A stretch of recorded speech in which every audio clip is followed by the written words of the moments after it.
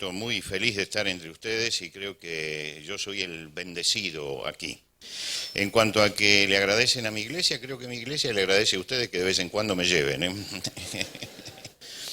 pero con la confianza que tenemos, pastor, le voy a decir que en el grupo de alabanza hay un judaizante. Hay un judaizante. Porque el himno Cuán grande es él lo han circuncidado. Le quitaron la última estrofa. Le quitaron la última estrofa. Esa estrofa, yo hago esto, porque en muchos lados le han quitado la última estrofa. Y esa última estrofa creo que es muy importante para los que ya estamos en la recta final. Dice, cuando el Señor me llame a su presencia, al dulce hogar, al cielo de esplendor, le adoraré cantando la grandeza de su poder y su divino amor. Esto es importante, ¿eh? Es importante. ¿Saben? A medida que se va la vida, es cada vez más importante. Es más importante. Porque uno va sintiendo que mientras el cuerpo lo abandona, uno se acerca a la casa del Padre. Vamos a meditar en la palabra de Dios y yo los invito a que abran sus Biblias en el libro de Daniel, el capítulo 1. Libro de Daniel, capítulo 1.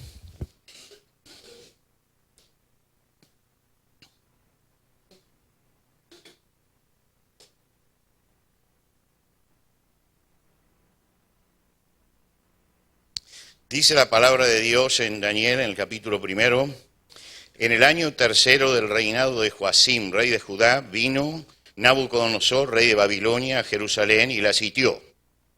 Y el Señor entregó en sus manos a Joacim, rey de Judá, y parte de los utensilios de la casa de Dios, y los trajo a tierra de Sinar, a la casa de su Dios, y colocó los utensilios en la casa del tesoro de su Dios.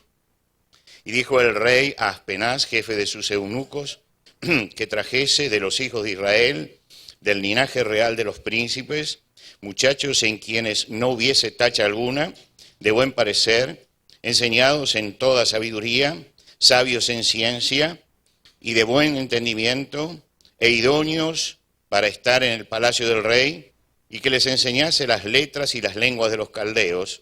Y les señaló el rey ración para cada día de la provisión de la comida del rey y del vino que él bebía, y que los criase 3 años para que al fin de ellos se presentasen delante del rey. Entre estos estaban Daniel, Ananías, Misael y Azarías de los hijos de Judá. A estos el jefe de los eunucos puso nombres. Puso a Daniel Belsasar, a Ananías Sadrac, a Misael Mesac y a Azarías Abednego. Y Daniel propuso en su corazón no contaminarse con la porción de la comida del rey, ni con el vino que él bebía. Pidió por tanto al jefe de los eunucos que no se le obligase a contaminarse. Vamos a detenernos aquí en la lectura y de la palabra de Dios, que va a ser el eje de la meditación que vamos a tener esta mañana. Y elegí una porción muy conocida porque nos podemos después referir a ella sin necesidad de volver a los detalles. Los griegos nos legaron muchas cosas y entre las cosas que nos legaron los griegos hay 2 obras fundamentales de la literatura griega, como son la Ilíada y la Odisea. Escritas por Homero, como decía Jorge Luis Borges, por los muchos griegos a los que llamamos Homero, porque puede ser una compilación de cosas. Pero lo interesante de estas 2 obras es que muchos la han comparado, las 2 obras, con las 2 formas de encarar la vida. En la Ilíada, la vida es una lucha, y en la Odisea, la vida es un viaje. Y yo me detengo un poco en la Odisea. La Odisea, que cuenta el viaje de Odiseo, que terminada la guerra de Troya, trata de volver a la isla de donde él es oriundo y donde le está esperando su esposa y su hijo. Y entonces comienza a navegar. Pero la navegación no es una navegación tranquila. En el medio de la navegación van surgiendo problemas. Llega a una isla donde la gente come loto únicamente, y bajan en esa isla y los que lo acompañan se empiezan a tomar la costumbre de comer loto y no se quieren ir, y entonces él tiene que bajar y convencerlos, y después llegan a la isla de Polifemo y allí hay un cíclope gigante con un solo ojo y los hace prisioneros y tienen que liberarse, y así van yendo a cada isla, y en cada isla se encuentra con un problema diferente, y en cada isla tienen que armar una estrategia diferente para poder seguir el viaje. Una estrategia diferente. Cuando el Señor Jesucristo habló de la iglesia, Él dijo: y yo también te digo que tú eres Pedro, y sobre esta piedra edificaré mi iglesia, y las puertas del Hades no prevalecerán contra ella. Y lo que uno piensa al mirar esto es que la iglesia es una institución firme, es una institución sólida que permanece en el tiempo, y desde hace 2000 años la iglesia se va deslizando en el tiempo. Porque la iglesia es una institución divina, pero que está puesta en lo temporal, y cada época le plantea problemas diferentes. Nos pasa como le pasaba a Ulises. La iglesia es siempre la misma, el objetivo es siempre el mismo, siempre queremos llegar al mismo lugar, las demandas de discipulado son siempre las mismas, los mandamientos son siempre los mismos, las enseñanzas son siempre las mismas, pero resulta que el panorama que está alrededor está cambiando. Y a medida que el panorama exterior está cambiando, hay que elaborar nuevas estrategias de acuerdo a lo que nos está presentando la sociedad en este momento. Cuando yo era chico, y algunos de los que tienen años recordarán, había un himnario para niños, donde había himnos para niños, que se llamaba Hosanas. Hosana. Y entonces había allí una canción que cantábamos con mucho entusiasmo, que nos gustaba mucho, que era La Nave Evangelista. ¿Se acuerdan ustedes? La nave evangelista marcha, marcha, marcha hacia Canaán, se embarcaron muchos, otros desembarcaron, pero seguimos. Y uno tomaba la idea de que la iglesia era un crucero por el Caribe. Pero la verdad que la iglesia no es un crucero por el Caribe, no es un crucero por el Caribe. La iglesia recibe en cada época un desafío y tiene que lanzarse a la lucha para poder ir a la isla siguiente. Pero resulta que cada generación tiene que conocer el tiempo, esto que decía Jesús, tiene que conocer el tiempo, tiene que saber en qué momento histórico está. Esto es algo que le pasó desde el principio a la iglesia. ¿Dónde nace la iglesia? La iglesia nace dentro del judaísmo. Y los primeros cristianos fueron judíos y predicaban a los judíos.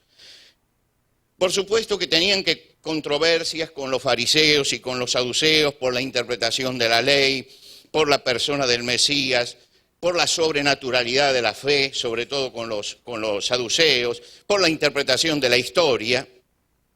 Pero había grandes coincidencias allí, grandes coincidencias. En primer lugar, los judíos eran monoteístas y ellos eran también monoteístas. En segundo lugar, ellos creían en los 10 mandamientos y la iglesia también creía en los 10 mandamientos. En los temas morales, a nadie se le hubiera ocurrido en el judaísmo hablar de matrimonio igualitario, ¿no es cierto? Es decir, el matrimonio era heterosexual, monogámico, no tenían que discutir ni la idolatría, ni la homosexualidad, ni el incesto, ni el bestialismo, no había que discutir eso, la discusión pasaba por otro lado. Pero en un momento el Espíritu de Dios lo mueve a Pedro y cambia de golpe el escenario, porque Pedro tiene que entrar a la ciudad de Cesarea. Cesarea era el enclave romano dentro de Israel. En Israel los romanos no pudieron poner ninguno de sus dioses, pero sí en Cesarea tenía una estatua del emperador. Y los judíos no entraban a esa ciudad, porque sentían que entrar a esa ciudad eran convertirse en inmundos. Pero entonces Pedro entra a esa ciudad y se encuentra con un gentil, se encuentra con Cornelio. Y tiene que enfrentarse entonces con un pagano. Y Pedro tiene miedo.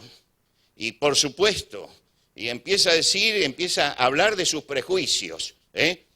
Ustedes saben lo difícil que es para un judío estar aquí. La peor forma de empezar una predicación es empezar con prejuicios, pero él empezó con sus prejuicios en ese momento. Pero resulta que el Espíritu descendió sobre gentiles. Y ahora cambiaba el escenario. ¿Por qué cambiaba el escenario? Porque ahora estamos frente a politeístas, estamos frente a la idolatría, la inmoralidad, incluso el homicidio legalizado, porque el padre podía disponer de la vida de sus hijos. Había que responder otras preguntas, cambiar los enfoques, cambiar el estilo de predicación. ¿Por qué? Porque el mundo había cambiado, porque el ambiente había cambiado, porque estábamos en otro lugar. Usted puede tomar, por ejemplo, el principio del discurso de Esteban. ¿Qué dice Esteban en su discurso cuando habla a los judíos ante el tribunal? Él dice, el Dios de la gloria apareció a nuestro padre Abraham estando en Mesopotamia antes de que morase en Harán. Y no hace falta aclararles nada, todos sabían quién era Abraham, todos conocían la historia de Israel, todos conocían todo esto. Pero cuando Pablo llega a Atenas, se encuentra con todos los ídolos, con toda la idolatría, y entonces él tiene que empezar por otro lado, tiene que empezar a hablarles del Dios no conocido. Quiere decir que cada época nos presenta un desafío diferente y tenemos que saber en qué época estamos viviendo. Y a veces atrasamos, a veces nos quedamos en el tiempo. ¿Cuál es el escenario del siglo XXI? ¿En qué momento está el mundo? ¿Con qué nos tenemos que enfrentar hoy? Esa es la pregunta que tenemos que responder. Conociendo el tiempo. Hay que conocer el tiempo. Y tenemos que conocer qué pasa hoy. Nosotros estamos en un siglo de cambios vertiginosos. Los cambios dejaron de ser progresivos. Ahora son mutaciones, son saltos los que estamos dando. Esos saltos no nos permiten la adaptación. Cuando yo termino de aprender a manejar mi smartphone, ya está obsoleto. ¿Sí? Ya lo tengo que cambiar. Hoy los cambios no nos dejan ni analizar ni reflexionar. Son tan grandes y son tan veloces que nadie puede hoy reflexionar. ¿Por qué? Porque no permiten la readaptación. No me puedo adaptar a los cambios. No me puedo adaptar. Yo estaba conversando con un gerente de Apple en Estados Unidos. Y yo tenía una computadora muy linda, finita, y empecé a hablar de eso. Y le digo, bueno, me imagino que alguien que está aquí en la venta, porque era gerente de ventas y todo eso, debe conocer bien esto. No. Dice, nadie puede llegar a conocer este aparato en todas sus posibilidades. Nosotros aprendemos una parte de esto, que es la que vendemos. Pero hay otros que venden a ciegos, otros que venden a hipoacúsicos, otros que venden, dice, esos tienen que aprender otra parte, porque nadie puede aprender todo lo que tiene este aparatito. Y yo me quedé asombrado, ¿no? Me quedé asombrado porque dije, este es el mundo en el que estamos viviendo. Ni el que lo vende sabe todas las posibilidades que esto tiene y está vendiéndolo. Pero es lo que está pasando. Seguí conversando con él. Y le digo, bueno, ustedes deben saber ya cuáles son las innovaciones del próximo año. Se rió. Me dice, nosotros sabemos qué va a pasar dentro de 7 años. Ya se sabe. Pero todos los años le cambiamos algo y vendemos. Le cambiamos algo y vendemos. Porque estamos frente a la revolución tecnológica, no científica, sino tecnológica. La tecnología nos va cambiando de a poco y nos obliga todos los años a cambiar y a volver a aprender. Quiere decir que somos cautivos de todo esto, porque eso lleva tiempo. Eso necesita aplicación. Estamos en un momento muy difícil. ¿Por qué? Porque la velocidad de todas las cosas, la velocidad no nos permite la reflexión sobre la realidad. Miren, las noticias bajan con tanta velocidad que usted abre un diario y empieza a reflexionar sobre la primera noticia y va viendo cómo baja, y cuando usted terminó la reflexión ya no sirve para nada, porque ya todo cambió. Todo cambió. Aldous Huxley estaba dando una conferencia en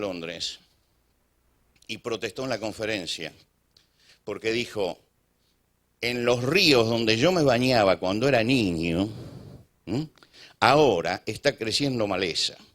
Y esta es la obra del hombre, porque esto estaba lleno de conejos, y los conejos hacían su obra de equilibrio ecológico. Se levantó alguien la mano y le dijo, quiero decirles que acá los conejos no son autóctonos. Los trajeron en el siglo XII. Y la ecología se acomodó a esa invasión de conejos. Lo que pasa es que hoy no le damos tiempo a que nada se acomode. Nada se puede acomodar. Estamos en la vorágine del vértigo. Esto es un vértigo permanente. Entramos en lo que se llama mundo globalizado. Teilhard de Chardin ya, por ahí por la década del 30, decía que los países iban a ir eliminando sus fronteras. Iban a ir formando primero un continentalismo y finalmente íbamos a llegar a un universalismo. Y en este momento se están borrando las fronteras. Pero los fenómenos globalizadores no son modernos, no son modernos. Usted puede ir a la Biblia y se encuentra con Babel, y se encuentra con Babilonia, y se encuentra con Egipto y con los caldeos, y en la historia se encuentra con los griegos, y se encuentra con los romanos, y se encuentra con Hitler, y con Napoleón. Es decir, forma parte de la ambición humana querer globalizar a la humanidad. Forma parte. Algunos pudieron avanzar hasta donde les dio la tecnología, otros no. Los romanos llegaron a globalizar todo el Mediterráneo, no podían más. Se extendieron como podían hasta Gran Bretaña, se extendieron hasta las Galias, pero cuando empezaron a tener problemas tuvieron que replegarse porque los bárbaros estaban en la frontera del Danubio. Lo que quiere decir que ellos lograron globalizar algo hasta donde les dio su capacidad. Hoy estamos en una globalización donde la tecnología permite que esto que marcaba Teilhard de Chardin en la década de 1930 pueda ser una realidad, que se van eliminando lentamente las fronteras. Y estamos entonces en el mundo de Babel. Babel. ¿Recuerdan ustedes allí en Génesis, Babel? Los hombres se invitaron diciendo, vamos, edifiquemos una ciudad y una torre cuya cúspide llegue al cielo y hagamos un nombre por si fuéramos esparcidos. Quiere decir que allí ya había un fenómeno globalizador. ¿Qué es esto? Tenemos que vivir todos comunicados, por lo tanto tenemos que estar todos en una ciudad. Tenemos que tener todos un solo proyecto, por lo tanto hay que hacer una torre y tenemos que hacer esa torre que llegue al cielo. Tenemos todos que tener una sola identidad, hay que poner un nombre y que ese nombre sea el nombre de todos. Hay que unificar las cosas. La globalización hoy actúa de diferentes maneras. Actúa en el área de las comunicaciones y nosotros estamos comunicados hoy con todo el mundo al instante. Una gran maravilla, una gran bendición, pero también una gran maldición. Las dos cosas, ¿eh? Una gran bendición, pero también una gran maldición. Viene el otro día una señora a hablarme por su hija, que dice que con la nueva tecnología ahora no trae la Biblia a la iglesia. Y entonces digo, ¿y pero no lee la Biblia? No, dice que la lee, pero en su aparatito. Ah, bueno, dice, le digo, perfecto, digo, el soporte no interesa, una Biblia puede tener soporte de papel, de pergamino, de lo que sea, pero lo importante es que la lea, sí. Dice, pero después cuando está la predicación empieza a mandar mensajitos. Y esto pasa muchas veces, pasa muchas veces. Entonces dice, el problema es ese, que no le logro sacar el aparatito para que se lleve una Biblia como la gente, decía ella, me imagino que la otra no debe ser como la gente, no es una Biblia como la gente, para que después no esté usando el aparato ese. Lógicamente que la corrupción, la globalización afecta a las comunicaciones, el área económica, porque estamos unificando los mercados, aperturas de las fronteras a los comercios, la destrucción lenta de la pequeña empresa y de la mediana empresa para que los grandes pulpos sean los que manden en el mundo. Pero lo peor es que estamos en una globalización en el área moral. El área moral. La rapidez de las comunicaciones abrió el camino también a la corrupción moral. Generalizó la desintegración moral del mundo. Encontró un campo de cultivo apto en el mundo occidental porque es una sociedad sin convicciones profundas que ha rechazado los valores absolutos. Y entonces es fácilmente globalizable. No es fácilmente globalizable el Islam. No es fácilmente globalizable el judaísmo. Pero el mundo occidental y cristiano ha sido fácilmente globalizable. Hay más sentido de santidad y de sacralidad en un musulmán hoy que en un cristiano. ¿Por qué? Toque usted a Mahoma, diga algo contra él y se le levantan los pelos a todos los musulmanes. Por supuesto que no estoy de acuerdo con toda la violencia que desatan detrás de esto. Pero fíjense ustedes que por hacer algunos chistes sobre Alá y sobre Mahoma, lo que pasó en Charlie Hebdo, ¿no? Y acá se hace chistes sobre Jesucristo y no pasa absolutamente nada, la gente se ríe. Lo que quiere decir que ellos tienen y guardan todavía un sentido de sacralidad que nosotros hemos perdido. Nos encontró en un momento débil esto de la globalización. Y nos ha encontrado débiles a los occidentales y ha encontrado débiles a las iglesias también y ha encontrado débiles a los cristianos. Claro, nosotros estamos acá adentro y cantamos himnos de victoria, pero estamos perdiendo la batalla cantando himnos de victoria. Estamos perdiendo la batalla. Fíjense ustedes las leyes que nos están poniendo, todas leyes anticristianas. Y nosotros venimos aquí y cantamos himnos de victoria. ¿Qué victoria, hermano? No tenemos ya la fuerza como para parar ciertas leyes. No tenemos la fuerza para tener presencia dentro de la sociedad. El Vaticano está preocupado porque crece mucho el evangelio en América Latina y entonces nos mandaron un papa de Latinoamérica para ver qué puede hacer con esto. Pero resulta que crecemos numéricamente, y esto es verdad que crecemos numéricamente, pero la fuerza y la presencia cristiana y de los principios cristianos es nula en América Latina, porque siempre llegamos tarde.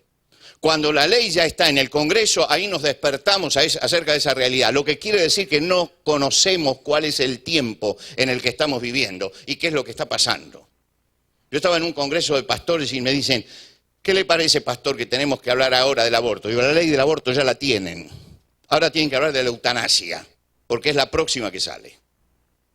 Y tienen que adelantarse, tenemos que ir antes que la sociedad avance, tenemos que avanzar nosotros sobre eso.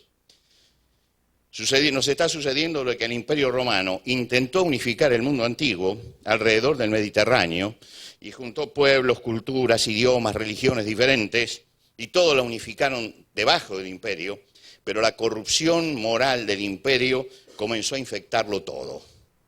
Comenzó a infectar todo el imperio. Por eso nosotros leemos la carta a los romanos y sentimos la vigencia de lo que está diciendo. Decimos, pero Pablo parece que conoció. Claro, él lo conoció. Es el paganismo. Leemos la carta a los Efesios y pasa exactamente lo mismo. Digo, pero está hablando de cosas de hoy.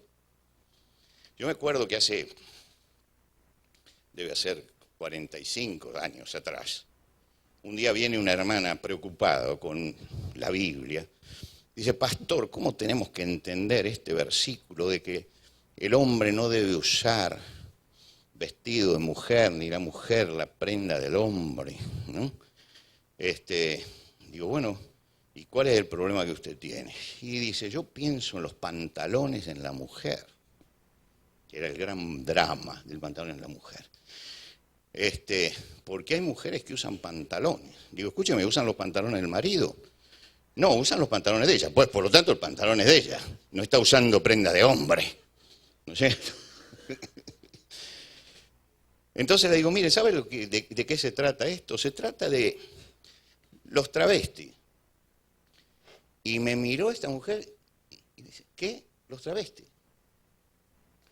Me miró como si yo creo que pensó, este pastor se fumó un porro.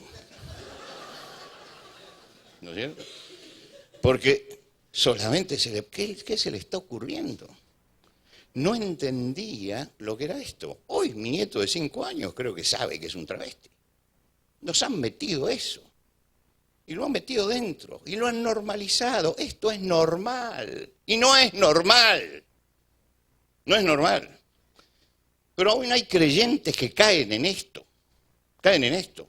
Nosotros hicimos en el programa Tierra Firme un programa sobre el aborto. Y siempre después aparecen los que escriben detrás y comentan, y nosotros no comentamos nada. Dejamos que la gente discuta. Sale una mujer defendiendo el aborto y dice, yo soy cristiana, yo voy a una iglesia, pero yo soy defensora del aborto. Y empezó a dar sus argumentos, y por supuesto que había otros cristianos que le contestaban y le decían que no, y ella insistía, y daba sus argumentos. Y finalmente entré yo, y le dije, mire, los argumentos que usted está usando son exactamente los mismos que usaba Hitler para suprimir al débil. Y entonces me dijo, bueno, con esto dejo cerrada la discusión. Y no escribió nunca más. Ahora, a mí no me asombra que alguien discuta esto, pero que alguien vaya a una iglesia y es cristiana y tenga este pensamiento. Algo está pasando, hermanos, algo está pasando entre nosotros. Cuando nosotros leemos la palabra de Dios y llegamos al libro de Daniel, nos encontramos con unos jóvenes judíos criados en el judaísmo que tienen que entrar en una cultura globalizada. Babilonia era una ciudad de la antigüedad, la cabeza del imperio caldeo, que estaba situada entre el Éufrates y el Tigris, pero se levanta Babilonia como una ciudad arquetípica en toda la palabra de Dios. Aparece en Génesis con Babel y su torre, pero aparece luego en Apocalipsis, porque en Apocalipsis se dice Babilonia la grande, la madre de las rameras y de las abominaciones de la tierra. Hay un hilo conductor en toda la Biblia relacionado con Babilonia que es interesante seguirlo. Lo que significa este impulso globalizador que empieza en Babel y que llega a culminar en el libro de Apocalipsis. Y si Dios llama en Apocalipsis Babilonia, es porque nos está señalando que hay un arquetipo al que uno tiene que prestarle atención en la palabra de Dios. Porque Babilonia es el arquetipo de la organización social pagana al servicio del mal, que se opone a Dios y que tiene siempre propósitos globalizadores, desde el principio hasta ahora. No estamos globalizados por los ángeles, estamos globalizados por Satanás. No estamos globalizados por los ángeles. Está en la Sagrada Escritura la Babilonia como el modelo puesto por Dios para que entendamos y actuemos. Y uno tiene que hacer el esfuerzo de analizar entonces el texto bíblico. Y para esto el libro de Daniel es de muchísima ayuda, porque vemos los objetivos de la globalización, vemos a los hijos de Dios actuando en la globalización y vemos los problemas de la globalización. Comencemos viendo la problemática. Babilonia se expandió y conquistó a unos pueblos de alrededor. Las aspiraciones eran la conquista a lo máximo que nos dé. El mismo objetivo que en Babel. Tengamos todos un nombre, unifiquemos la sociedad, terminemos con la diversidad.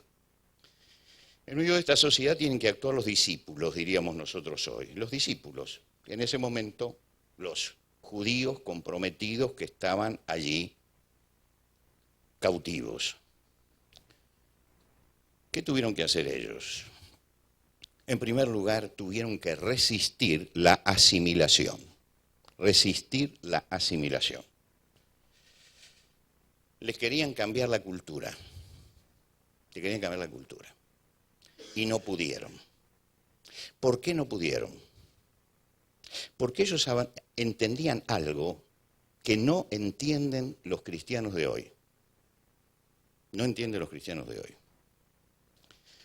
Cuando usted entraba a la Facultad de Filosofía y Letras en Buenos Aires, facultad marxista si las hay, de donde salió toda la guerrilla, cuando usted entraba allí, el primer libro que le daban para leer y estudiar era El marxismo de Henri Lefebvre. Es el libro básico para entender lo que es el marxismo. ¿Qué empezaba diciendo? Empezaba hablando del cristianismo. Ahora usted dice, bueno, pero ¿qué diría? ¿Que el cristianismo es una religión? No, no dice que el cristianismo sea una religión. ¿Sabe qué dice? Que en el mundo occidental el cristianismo es una cosmovisión y que hay solamente 3 cosmovisiones. La cosmovisión individualista, que nace con Montaigne, donde el hombre es el centro y todo se ordena alrededor del hombre, porque cosmovisión significa que algo se ordena alrededor de eso, se ordena todo alrededor del hombre. La cosmovisión marxista, donde la sociedad es lo importante, lo colectivo, y todo se ordena allí, y la cosmovisión cristiana, donde Dios es el centro. Y él decía, estas 3 cosmovisiones son las que están vigentes en este momento en el mundo occidental. La cosmovisión cristiana, la cosmovisión individualista, la cosmovisión marxista. El marxismo lo conocemos, nos dio como resultado el comunismo. La cosmovisión individualista nos dio como resultado el liberalismo. Y él dice, 3 cosmovisiones, ninguna es compatible con la otra. Quiere decir que el marxismo no es compatible con el cristianismo, pero el liberalismo tampoco es compatible con el cristianismo. Son cosmovisiones diferentes. Porque mientras que nosotros a veces denostamos al marxismo, y con razón, no denostamos en la misma forma a los del otro lado, al liberalismo. Porque el liberalismo nos deja actuar en libertad, pero impone sus ideas. Y la idea es que el individuo está por encima de todo y que el hombre está por encima de todo e ignora a Dios. Ahora dice, no, nosotros no ignoramos a Dios, que cada uno con Dios haga lo que quiera, es un asunto personal. Pero las leyes de Dios no son leyes personales. Las leyes de Dios son leyes universales. Entonces no es compatible, no es compatible. Y nosotros tenemos que entender que tenemos una cosmovisión que no es compatible. Que no es compatible, que yo no puedo ser marxista y ser cristiano.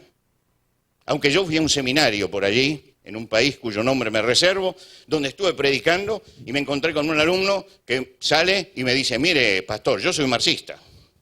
Y yo le dije, mire, tienes que revisar, o no has entendido el marxismo o no has entendido el cristianismo, pero las dos cosas no, ¿viste? Las dos cosas no. Es decir, tenemos que aprender que tenemos una forma, una cosmovisión, una visión de totalidad.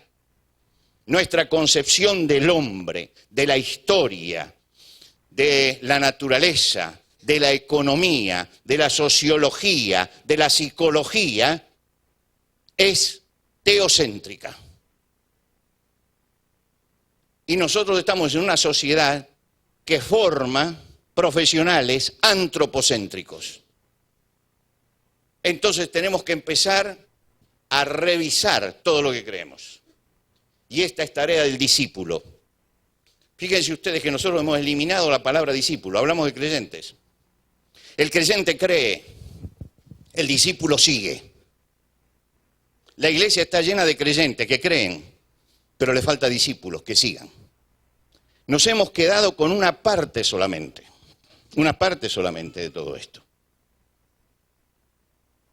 Y entonces usted dice, nuestra iglesia son tantos miembros, todos creyentes. Y yo pregunto, ¿y cuántos son discípulos? ¿Cuántos están realmente siguiendo al Señor? ¿Cuántos están comprometidos con el Señor? ¿Cuántos dicen que no? Este es el problema que tenemos hoy. Nos hemos quedado en la superficie, no profundizamos en la palabra de Dios, no profundizamos en la Escritura, no profundizamos en estos temas. Y entonces se nos va diluyendo todo.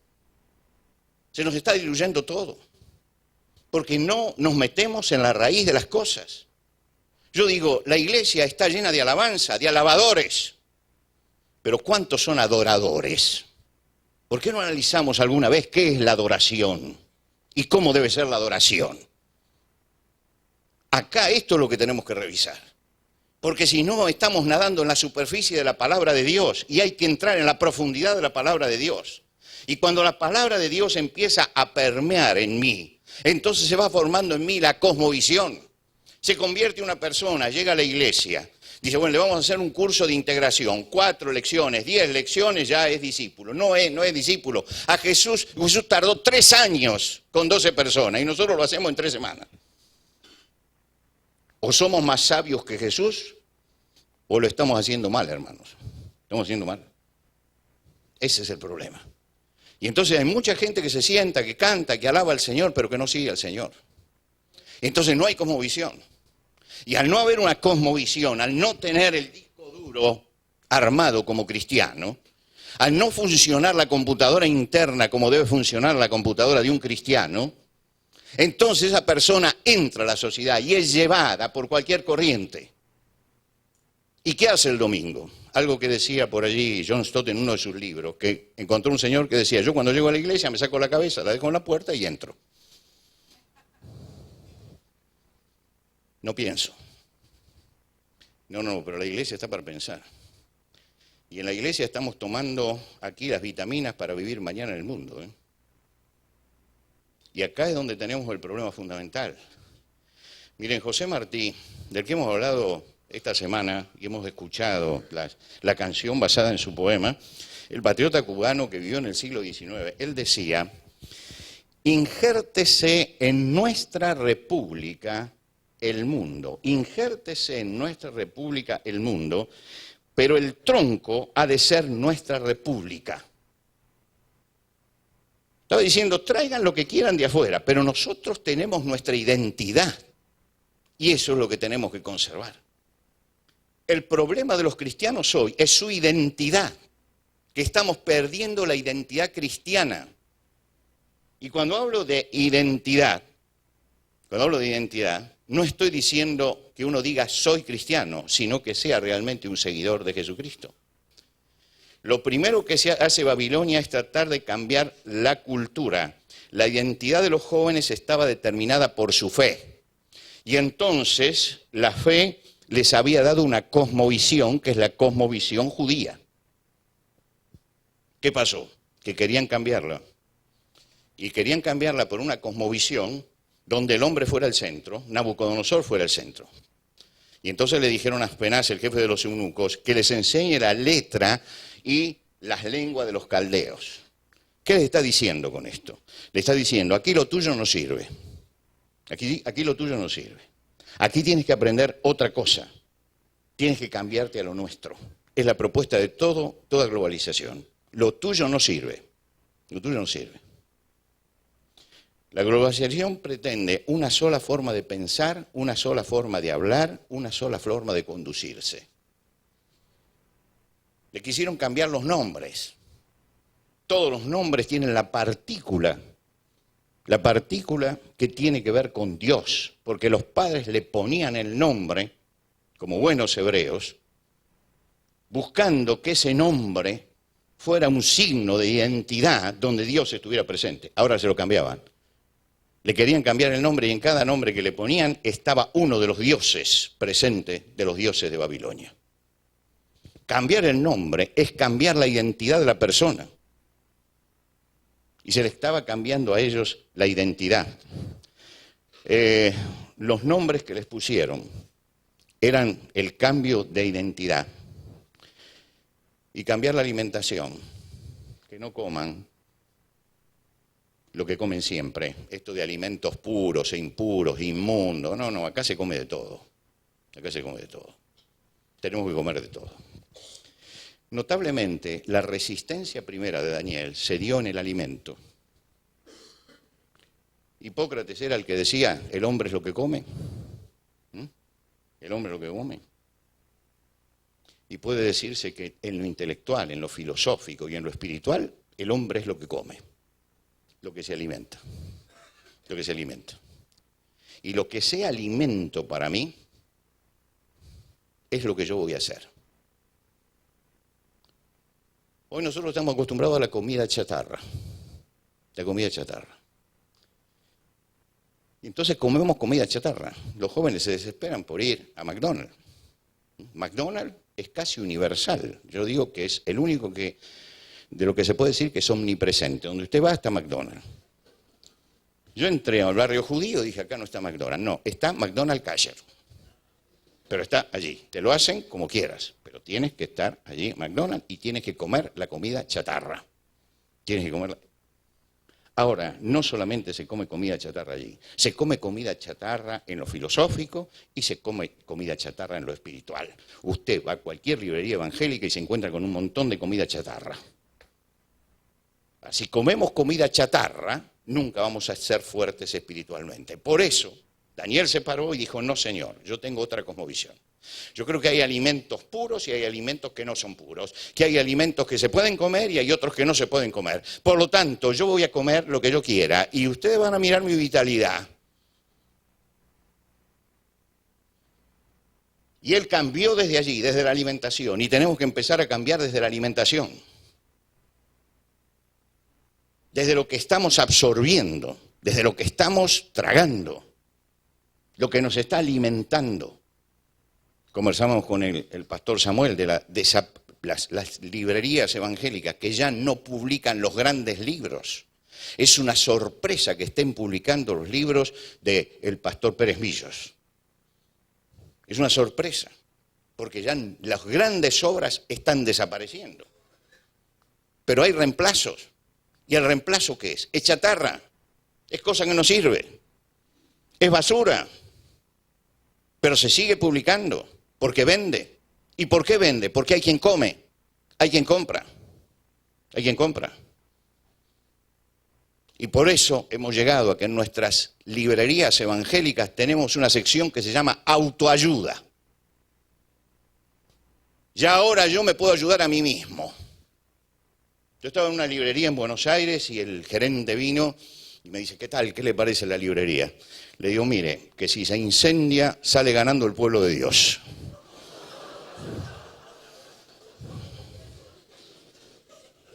¿Por qué? Y porque tiene toda esta basura que está acá.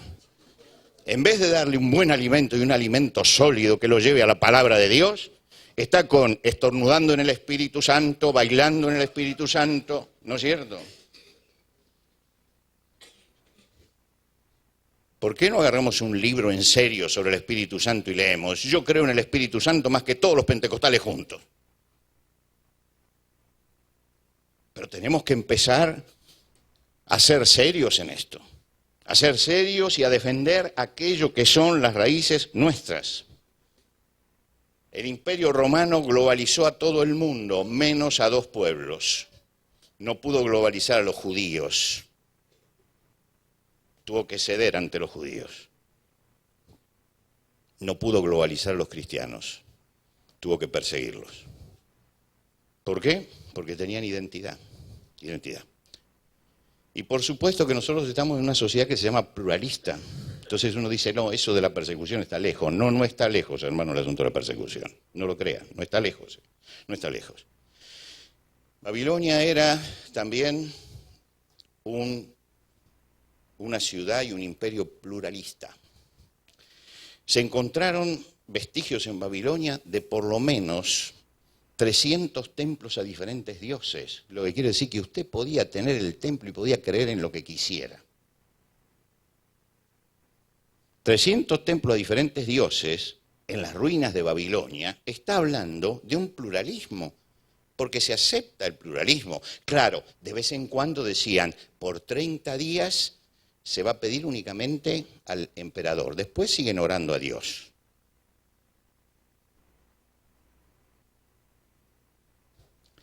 En esta oportunidad, cuando suene la orquesta, se arrodillan en la estatua. Ahora, después ustedes siguen adorando a Dios. ¿Y usted se da cuenta cómo está? Porque ellos toleran al hombre religioso. El hombre religioso es fácilmente globalizable. Porque él tiene una tradición religiosa y entonces no le interesa mucho todo lo demás. Pero el hombre de fe es distinto. Nosotros no nos podemos calmar con 4 o 5 ritos que tengamos. Nosotros necesitamos, porque tenemos la vida de Dios, expandir la vida de Dios en nosotros y en nuestro alrededor. Y por eso el religioso siempre es globalizable. Bueno, por hoy vamos y nos inclinamos a la estatua, no los ofendamos. Ahora han descubierto la nueva tolerancia. La tolerancia como tolerancia es algo histórico que enseñó el cristianismo. Es un fruto del Espíritu Santo ser tolerante y no matar al enemigo, ni salir siendo antisemita. Pero resulta que ahora la nueva tolerancia es que yo tengo que aceptar todo. Yo estuve en Estados Unidos un día hablando de la homosexualidad, y hablé de la homosexualidad, dije todo lo que la palabra de Dios dice y lo que pensaba acerca de la homosexualidad. El pastor dice, escúchame, si usted fuera pastor acá estaría preso. Todo lo que usted acaba de decir, no, pero yo dije, yo hablo por mí. Esto es lo que pienso de la homosexualidad. Ahora, en diferentes países, pastores fueron sancionados por esto, por hablar de la homosexualidad. Y el otro día estaba en una reunión de pastores en Uruguay, se levanta un pastor y dice, ¿qué vamos a hacer cuando pase esto? Iremos presos. Ha llegado la hora en que no tenemos que claudicar. Sí, porque, ¿cómo vamos a hacer? Porque va a salir una ley, y bueno, ahí está la ley, y esa ley es una ley anti Dios, y yo no voy a respetar esa ley porque es necesario obedecer a Dios antes que a los hombres. Entonces, ¿yo voy a dejar de predicar contra la homosexualidad porque alguien diga eso? No, señores. Porque mi cosmovisión cristiana dice que hay un hombre y una mujer y que Dios creó eso y no lo otro. Y que lo otro es una perversión. Y es una perversión desde lo natural. Por lo tanto, tengo que ser respetuoso de lo que Dios creó. Y no solamente lo creo, además lo proclamo, lo digo. ¿Y qué vamos a hacer? Hay que pagar el precio. Hay que pagar el precio. Y es difícil pagar el precio, ¿no? Pero hay que pagar el precio. Yo escribí durante 20 años en un diario la nota de opinión. Cuando hablamos con el director del diario, le dije, yo escribo, no voy a cobrar un centavo y voy a mandar una nota todas las semanas. Pero quiero absoluta libertad para hablar. Sí, pastor, no hay ningún problema. 20 años escribiendo. Algunos políticos iban al diario y decían, por favor, ¿cuándo le cortan la cabeza a este hombre? Pero yo opinaba como cristiano, ¿eh? Ustedes saben que nosotros hemos tenido un juez en la Corte Suprema de Justicia que era locador de 5 prostíbulos. En la Corte, eso lo sabemos todos, ¿no es cierto? Lo sabemos todos. Mientras tanto, hay leyes contra la trata de blancas, contra la trata de personas ahora. Pero este señor tenía eso.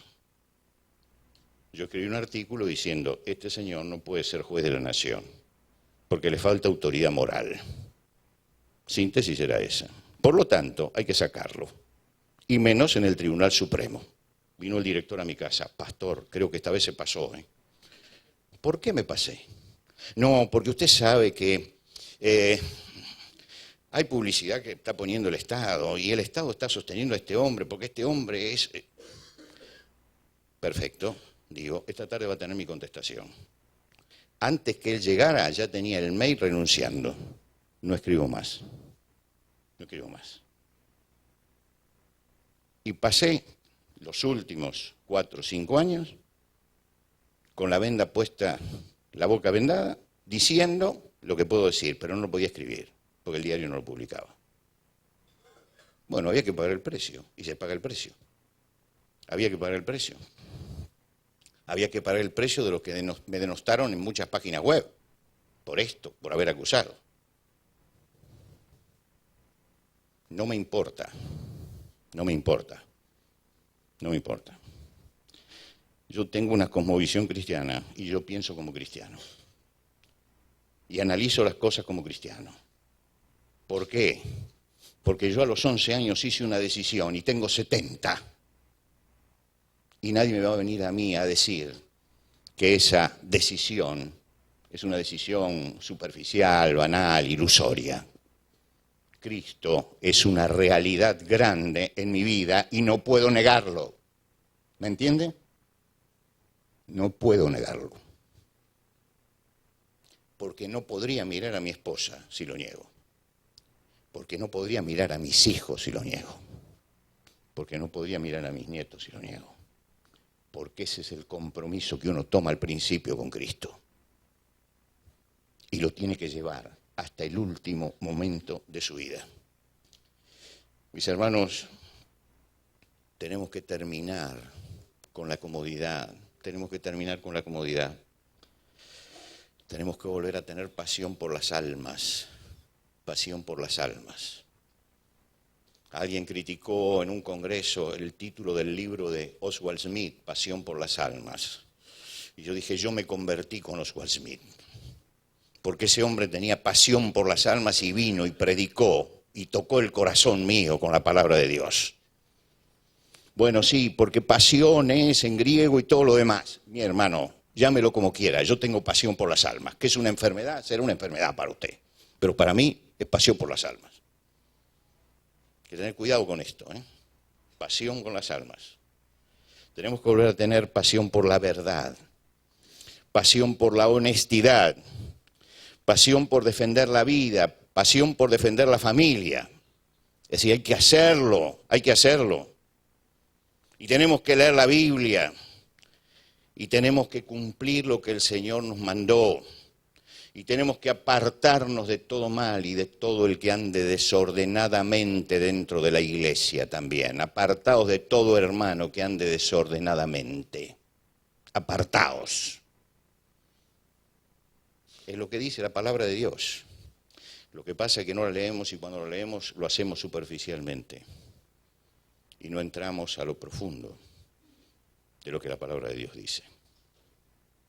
Y no tenemos intención tampoco de poner eso en práctica. Mis hermanos, escuchemos al Señor. Lo que os digo en tinieblas, decidlo en la luz. Y lo que oís al oído, proclamadlo desde las azoteas. Y no temáis a los que matan al cuerpo, mas el alma no puede matar. Temed más bien a aquel que puede destruir el alma y el cuerpo en el infierno. Al pueblo encerrado en los templos, cantando para adentro y viviendo después como paganos en la semana, se nos dice, señores, salgan de los templos. Ojo, no estoy en contra de los templos, ¿eh? No estoy en contra. Pero digo que muchas veces esto es como el gineceo de los antiguos, ¿no? Estamos todos aquí reunidos mientras el mundo se está hundiendo. El problema está allí. El campo misionero está allí. El campo de batalla está allí. Claro que pasamos acá un momento glorioso esta mañana hasta que empecé a hablar yo. Pero hermanos, hay que empezar a pensar que la iglesia tiene que salir a la calle, que la iglesia tiene que hacerse ver, que la iglesia tiene que tener presencia. En el Perú estuvieron muchos años iglesias que se multiplicaban en forma exponencial, que empezaban con 180 personas y tenían 3.000, pero seguían saliendo las leyes anticristianas. Y ahora empezaron un movimiento, yo fui 3 veces al Perú justamente por eso, empezaron un movimiento de vamos a salir a la calle. Son 50.000 cristianos. Y yo les dije, el día que ustedes pongan 2.000 cristianos en la calle, con una pancarta caminando, empiezan a tener presencia. Salieron jóvenes, contra la violencia, para defenderse por la violencia contra la mujer. Salieron con sus pancartas. Lo llamó el alcalde. Dice, ¿van a hacer otra? Sí, yo quiero estar. Lógicamente que las intenciones de un político nunca son santas, ¿eh? Nunca son santas, pero va a estar. Entonces vi y le dije, bueno, me reuní con los líderes jóvenes y le dije, bueno, ustedes llevan 2.000, ahora tienen que llevar 10.000. Y los tienen que poner detrás del alcalde. Y el alcalde va a empezar a pensar, cuidado que estos pesan, ¿eh? Cuidado. Porque en las democracias pesan la cantidad. Entonces nosotros estamos todos fragmentados. Y al estar todos fragmentados, sale de la iglesia Jesucristo Rey. Pero la de la otra cuadra no viene porque ella piensa que la iglesia Jesucristo Rey no cumple con todos los preceptos de costumbre que tiene que tener una denominación. Mira, hermano, vamos a hacer una marcha contra el aborto, ¿sí? ¿Quiénes van a ir allí? Todos los evangélicos. ¿Van a ir los católicos? Que vengan también. Vamos todos. Yo me uno a ellos en un objetivo, hermano, en un objetivo, nada más. En un objetivo, no en todos los objetivos. Pero cuando hay que hacer fuerza para algo, hay que buscar a todas las fuerzas que están detrás de eso y todas unidas tienen que ir adelante. Porque cuando uno empieza a tener presencia, es como en la radio. Estábamos en la radio, yo tengo 40 años de radio, y radios seculares. En la radio reciben 3 cartas contra un programa, 3 cartas contra un programa, y se reúne el comité de la radio. Se reúne para ver qué pasó. Pero si no reciben las cartas, siguen haciendo lo que pasa, lo que hacen. Es decir, la presencia de la iglesia tiene que verse.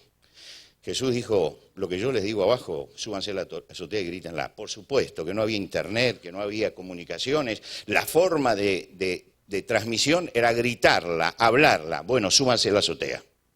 Y de la azotea griten. La azotea hablen, pero hablen. Y no tengan miedo. Grítenlo a la vista de todos. ¿Y habrá que pagar un precio?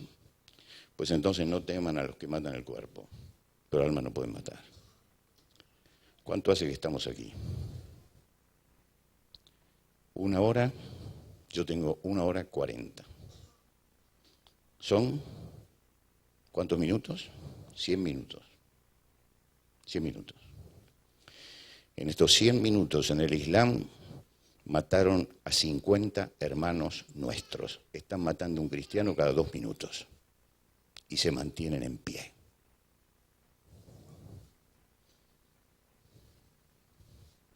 Hay quienes sufren. Hay quienes están muriendo por Cristo. Y no claudican de la fe. ¿Qué hacemos nosotros frente a esto? ¿Qué hacemos nosotros? No temáis a los que matan el cuerpo, pero el alma no puede matar.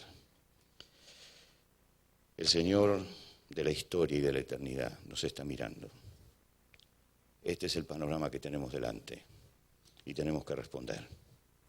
Hermanos, no nos encerremos en las 4 paredes. Gracias a Dios porque las dio y gracias a Dios porque las tenemos y gracias a Dios. Pero el problema está afuera. Necesitamos otra cosa. Decía Martin Luther King, yo tengo un sueño. Yo sueño con un pueblo cristiano preparado, dinámico y valiente que enfrente a esta sociedad, dispuesto a no claudicar en sus principios, a encarar frontalmente a la sociedad, a salir de la pasividad de los templos y de la autocomplacencia por lo que estamos haciendo, a subir a las azoteas, a denunciar el pecado, a proclamar que la única esperanza es Jesucristo. Todavía estamos a tiempo, todavía estamos a tiempo, todavía se puede. Con Cristo se puede. Decía José Enrique Rodó, sobre la tierra seca y húmeda, veo que unas manos de sembrador se mueven. Esas manos del sembrador eterno, que sigue moviéndose, porque quiere que la semilla llegue a los que la necesitan. Nosotros somos los instrumentos de esas manos para hacer llegar eso a los que lo necesitan. Comencemos una batalla en todos los frentes para que Dios sea conocido y glorificado en esta generación, para la gloria de Dios. Que Dios les bendiga.